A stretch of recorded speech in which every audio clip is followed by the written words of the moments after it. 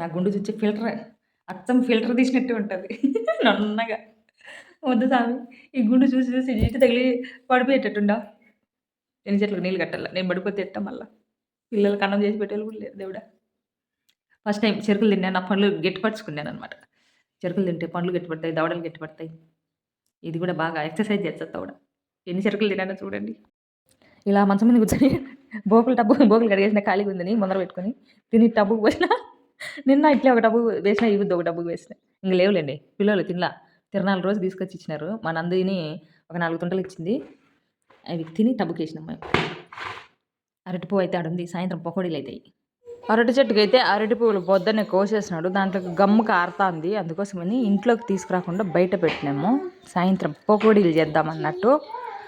అన్నీ రాలిపోతున్నాయి. కాయ నిలబడడం లేదు. అందుకోసం కోసేసినాము. ఇంకా ఆడ వేస్ట్ ఎందుకు కావాలనేసి రోడ్డు వారు కదా, చూసిన వాళ్ళల్లా గెల్లలేసినాయి అని కొంచెం దిష్టి తగులుతుందో మరి ఏమో, దాంట్లోకి ఎందుకు పోషణ లేకనో సంథింగ్ ఏదో కారణం కావచ్చు. ఇంకా రాలిపోతున్నాయి, ఎందుకు ఇంకా ఉండడం దానికి అనేసి మేము తిన్నామన్నట్టు కోసి పొద్దున్నే ఇంట్లో అయితే పెట్టాము. బయట అయితే ప్రశాంతంగా ఉంది ప్రస్తుతానికి. ఇంకా కొద్ది రోజులు పోతే ఎండిపోతాయన్నీ, ప్రశాంతత తప్పిపోతుంది. మునక్కాయ చెట్టు దావుల రోడ్లో ఉండడం వల్ల ముదిన కాయలల్లా పెరుకొని వెళ్ళిపోతుంటారు. మాకైతే ఒక కాయ ఉండడంలా ఇన్ని కాయలు కాసింది. పిందెలే ఎప్పుడు చూసినా పిందెలే కనిపిస్తున్నాయి. నెల నుంచి పిందె పోతా ఉంది. ఎవరు పెరిగిపోతుండ్రు రోడ్లో ఉంది. మేము ఇంట్లో ఉంటాం, లేదంటే పొలం కాడ ఉంటాం. వాళ్ళ ఇష్టం అయిపోతుంది. ఏం చేద్దాం, ఎవరిని ఏమనలేము. వాళ్ళకు ఉండాలి తెలివి, జ్ఞానం, బుద్ధి అన్నీ, అంతే కదా.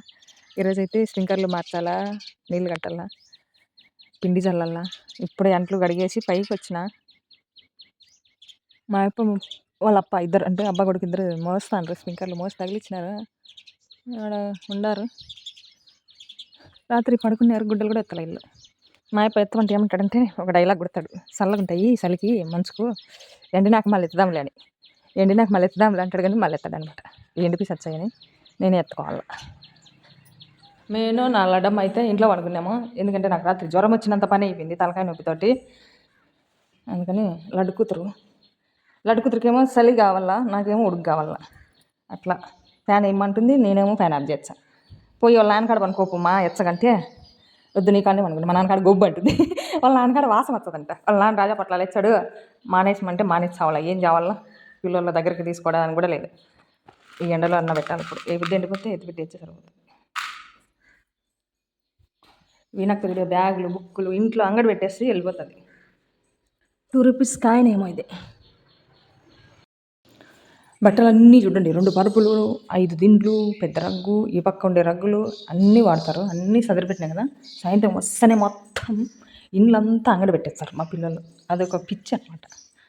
ఇదంతా తొయ్యాలి. ఇప్పుడు తొయ్యలేను. పిండి చల్లని పోవాలంటే రాపోదామంటాడు మా ఇప్పు వచ్చినాడు ఇంటికి. వెళ్ళిపోవాలి. వస్తానా.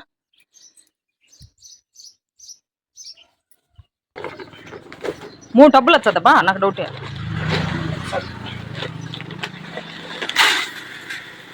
పాయసం చేసుకోవచ్చు. సగ్గు మాదిరే ఉండాలి. కింద పోవచ్చులే, చూసి అటు చెట్టు పోద్దాం.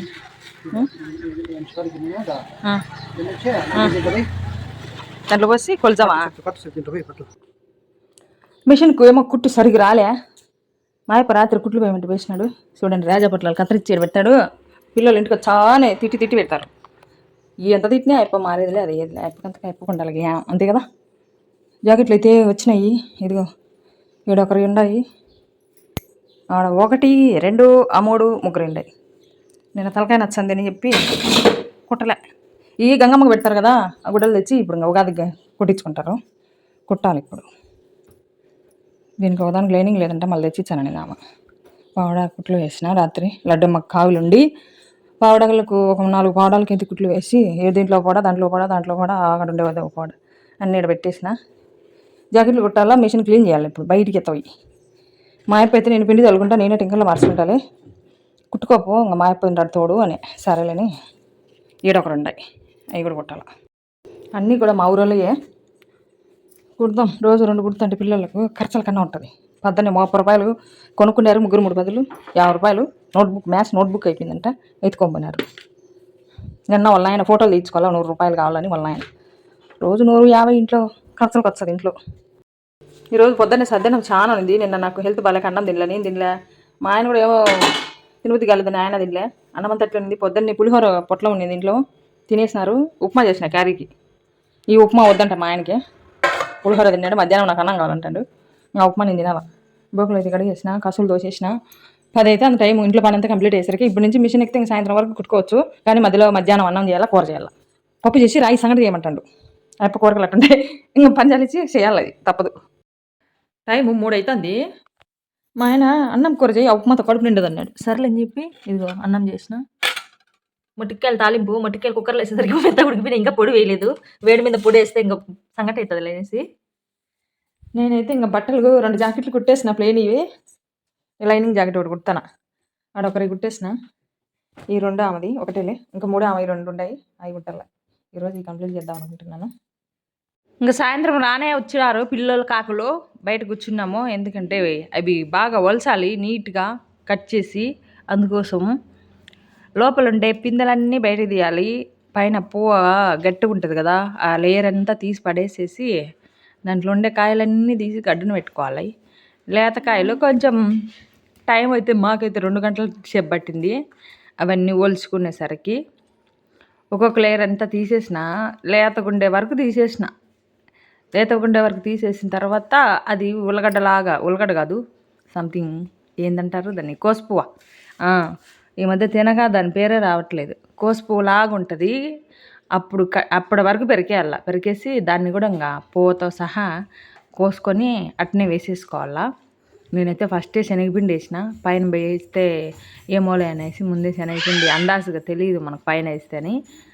ఇంకా దాంట్లోనే డైరెక్ట్ కట్ చేసి, కోసుపువ్వు కట్ చేస్తానులా అట్లా కట్ చేసి వేసేసుకుంటానా, మళ్ళా కట్ చేయకుండా. నేను అన్నీ కట్ చేస్తా అంటే మళ్ళీ అడ్డమ్మన్నీ ఇంకొక పువ్వుకు ఉండేటివన్నీ లేయర్లు పెరుగుతుంది. మా రూపక్క అయితే వీడియో తీస్తూ ఉంది. పిల్లలు ఈ విధంగా నాకైతే హెల్ప్ చేస్తూ ఉన్నారు. సాయంత్రం అయితే వీడియో తిమ్మంటే బ్రహ్మాండంగా తీసింది రూపక్క అయితేనా. ఇంతకుముందు వీణక్క ఇంకా బ్రహ్మాండంగా తీసానండి. ఇప్పుడు రూప నేర్చుకుంటుంది ఇంకా బ్రహ్మాండంగా తీయాలని చెప్పి. తలకాయ దిమ్మంటే తోక దిమ్మంటే తలకాయ తెచ్చింది. ఏం చేద్దాం, అట్లాంటి వాళ్ళు ఉంటారు మా ఇంట్లో కెమెరామెన్లు. వాళ్ళ ఆయన దిమ్మంటే చెల్లు బాగులు కొడతా అంటాడు. అట్లా టైపు మా ఇంట్లో అందరికి ఒక్కొక్కరు సైకో రకం అనమాట. ఇంకా మొత్తానికైతే నేతగుండేటి కట్ చేసిన, ఇంకా ఇన్ని ఒలిసి గిన్నెకి పోసుకున్నాము. లడ్డక్క నేను ఇద్దరం ఒలిసి గిన్నెకి పోసినాము. వాటిల్లో ఉండే మధ్యలో ఉంటుంది కదా, అది తీసేయాలా. తీసేస్తేనే అది, ఎందుకంటే ఉడకదు నాకు తెలిసి ఉడకదు. ఏమన్నా తప్పు అయితే మేము గమనించింది అదే. ఇవి ఉడకవు, దానికి ఉండే పొట్టు బొప్పట్లాగా ఒకటి ఉంటుంది. అది మాయప్ప వచ్చినాడు అంతలోకి మాకు హెల్ప్ చేయడానికి. ఇంతమంది చేర్చి కానీ అవి వంటకు రెడీ కాలే, అయినా లేటే అయ్యిందిలేండి. అవన్నీ తీయడం చాలా లాంగ్ ప్రాసెస్. ఒక్కొక్క దానికి ఒక్కొక్కటి తీస్తూ ఉండాలంటే అవి చేదు ఉంటాయంట, అందుకోసమే తీసేస్తా ఉంటాను. ఇంకా ఈ తీసే క్రమంలో అవన్నీ లడ్డుకు చేతగాల తీయడానికి. ఇవి వచ్చే ఒక టైం బాగా అయిపోయింది. దీంట్లో ఏమైనా మెచ్చంగా చూడండి, కూడా అర్థం వచ్చేది ఏమంటారా. కొంచెం ఎక్కువగా జీలకర్ర, డబల్ చిన్నది కాబట్టి మన నిదానంగా కలుపుకున్నాము. ఇది వచ్చేసి వాము పొడి,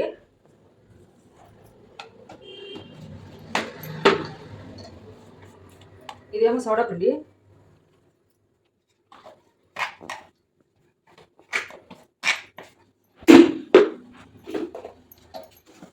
ఇదేమో కారం. నేను ఆల్రెడీ ముందు శనగపిండి వేసుకున్నా,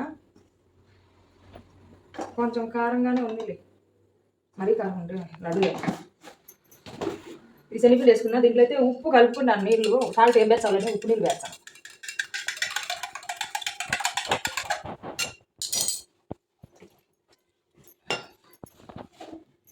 నూనె అది చికెన్ పకోడా చేసిన నూనె అంటే అదే పెట్టినా.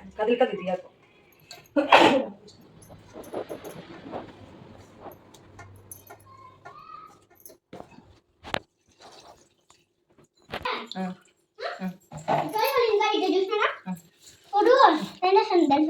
బయట వాళ్ళ అమ్మాయిలని ఇంట్లో పెట్టేసి తీసండి ఉడకాలు పెట్టుకుని దేవగడ బయట బీగాలు తీసి వచ్చేసాడు.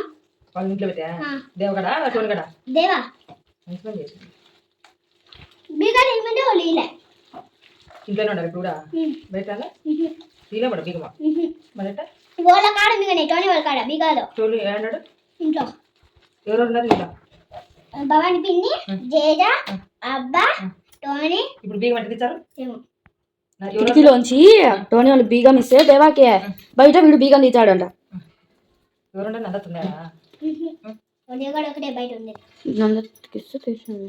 వీళ్ళ భయం ఏంటంటే ఒకవేళ ఇప్పుడు బీగాలు ఇచ్చేసినారు అనుకో వాడు తీసుకుని దేవుని యాడిపోతే కదా ఊర్లో మళ్ళీ ఎట్ట తీసేదా. మొత్తానికైతే అంతా కలిపేశాను. కొన్ని పక్కన తీసి పెట్టాను, దొబర్ చిన్నది కదా పట్టదనేసి. ఇంకా అవి ఇవి అన్నీ వేసి కలిపేశాను. గట్టి పకోడా కలిపినట్టు కొంచెం సాఫ్ట్గా, కొంచెం మరీ లూజుగా లేకుండా కొంచెం సాఫ్ట్గా అయితే కలుపుకున్నాను.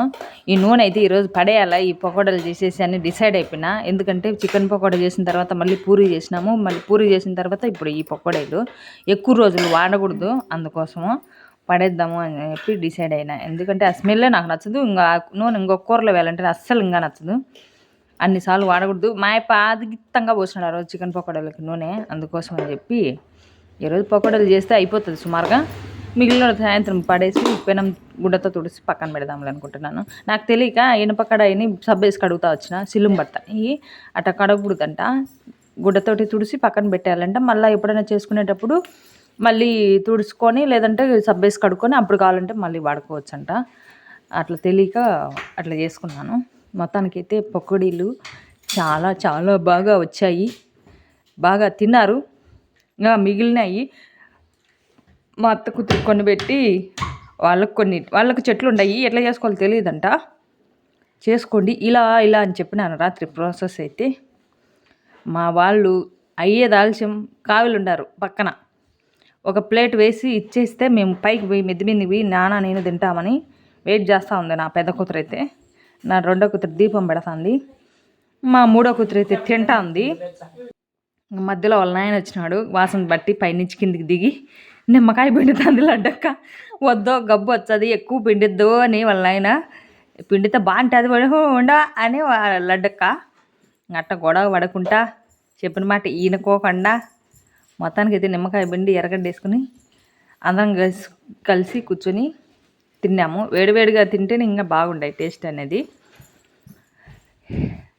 అప్పుడప్పుడు ఇలాంటివి కూడా ట్రై చేస్తూ ఉంటాం మేమైతే. మా అప్ప తినలేదంటే ఎప్పుడు అరటికాయ దీంతో పకోడీలు చేస్తారా అని విచిత్రంగా అడిగినాడు.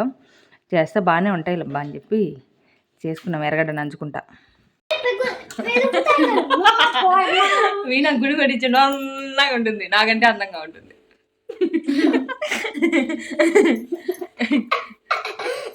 వద్దులే మేమంటే కొట్టించాం, అహం తగ్గిపోవాలని కొట్టించుకున్నాం నన్నగా. వినా చూడు